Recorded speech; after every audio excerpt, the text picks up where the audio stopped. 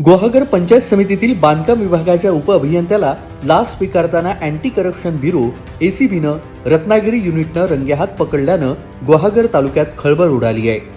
संजय तुळशीराम सळमाखे वर्ग 1 उपअभियंता जिल्हा परिषद बांधकाम उपविभाग गुहागर जिल्हा रत्नागिरी यांना 7,000 रुपये लाच स्वीकारल्याप्रकरणी एसीबीनं ताब्यात घेतलं।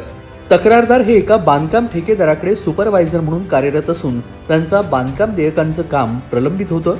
संबंधित देयक मंजूर करण्यासाठी उपअभियंता सळमाके यांची स्वाक्षरी आवश्यक होती आणि त्यासाठीच त्यांनी 7,000ची मागणी केली।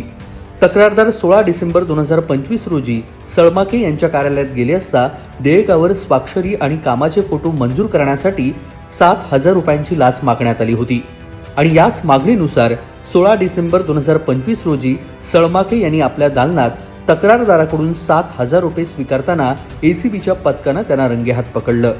या प्रकरणी गुहागर पोलीस ठाण्यात गुन्हा दाखल करण्यात आलेला असून पुढील कायदेशीर कारवाई सुरू आहे।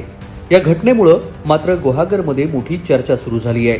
अशा प्रकारचे प्रकार किती दिवसापासून सुरू होते याबाबत देखील नागरिकांमध्ये सध्या चर्चेचं वातावरण पाहायला मिळतंय।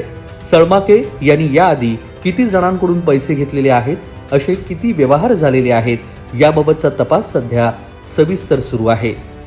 कोकण कट्टा न्यूज, गुहागर, रत्नागिरी।